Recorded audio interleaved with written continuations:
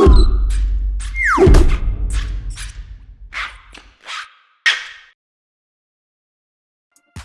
everyone, welcome to a Good e-Reader review video. My name is Michael. My name is Peter. Today we have here, the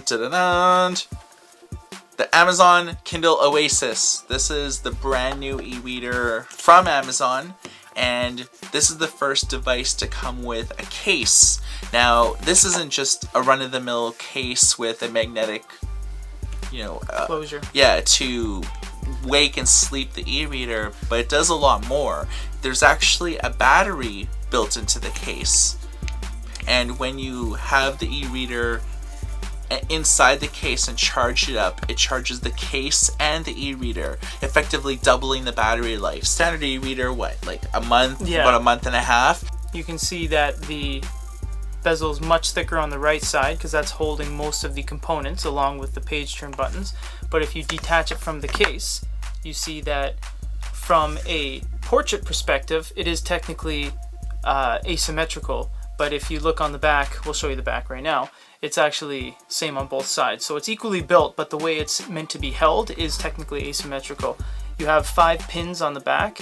This is responsible for charging the case. You'll see here that we have a battery enabled case. It's actually very thick and it's on a chiseled angle, which complements the weird shape of the Kindle Oasis by snapping in place. So it magnetically snaps in place like so, and then when you close it, everything's all together. So it is the first Kindle with a case, but the case comes in the box, so you don't really have too much choice in the matter. It actually has Now, gyroscope. This is one of the first Kindles, if not one of the first 6-inch e-readers that we've seen in a long time with the gyroscope in it, which means that it's something that will change orientation. So if you hold it with your right hand, you say, well, how about if I do it with my left hand? Well, that's very simple. You just turn upside down. What's different about this e-reader? Well, it has the same resolution as the Kindle Voyage. It's 1440 by 1080 at 300 ppi, and it has the same e-Encarta HD screen.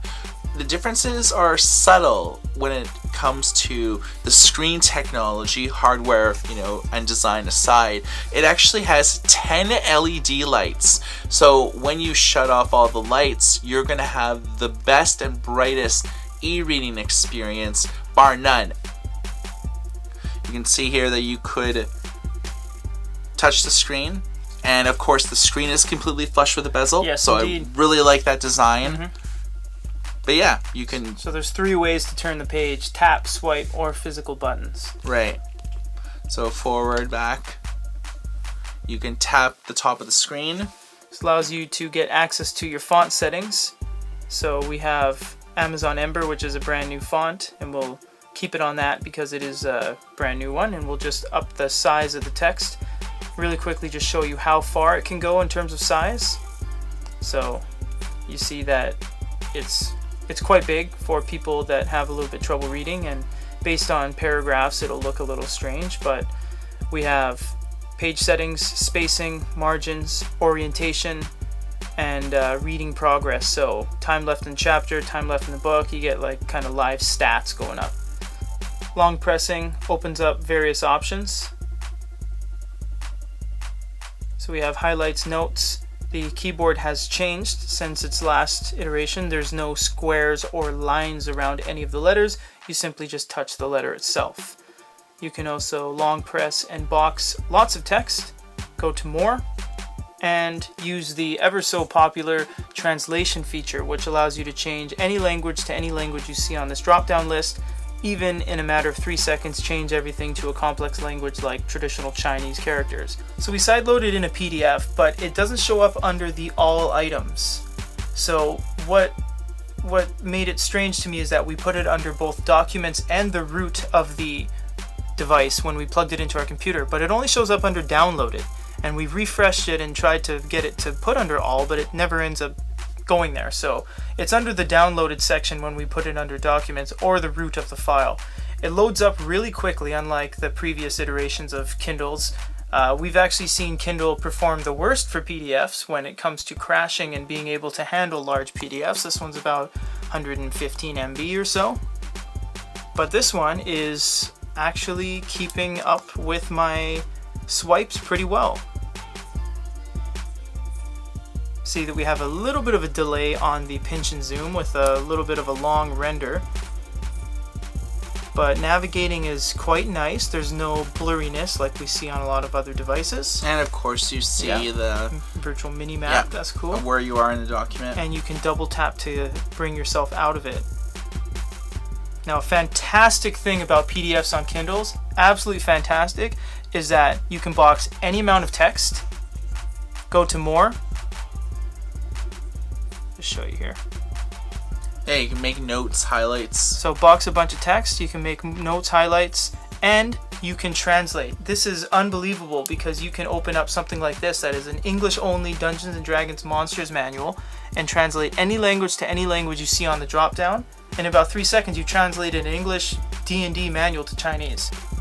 So on first glance, this is pretty well the brightest and whitest screen when it comes to overall clarity that I've ever seen on an e-reader. I'm going to do my little pen thing and find all the imperfections. And this is the first time on any 6-inch e-reader or any e-reader with a glow light, I see absolutely nothing wrong with this. No splotches, nothing. No like little blue hues. The absolute extremes in the very corner, there's nothing wrong with it. It is a complete whiteout, left to right, corner to corner. Yeah. Let's change the settings a little bit to go down. You can't even see right here where the LEDs are on the screen. Usually you see the little bursts of white. Yeah, we tried looking this like is fantastic. Like really carefully to see if we could actually see the LED lights splotch come up. Yeah. But they've evened them out to such a great degree that you really don't notice it at all. It's very nice. As you start going a little too dark, obviously it's getting hard to read only because, well, you're turning the light off. So right, and we're in complete dark room. Right, so just find that kind of range where, you know, you don't wake up the sleeping person next to you, but you can still see the screen. So there's enough of a range and enough of a variance to kind of find a perfect light level. Right, thanks for watching, everyone. This has been our review of the Amazon Kindle Oasis. Stay tuned to our YouTube channel at youtube.com/goodyreader for an unboxing, for a comparison against the Kindle Voyage, as well as other popular e-readers on the market, such as the Nook and the Kobo. So, my name is Michael. My name is Peter. Everybody take care.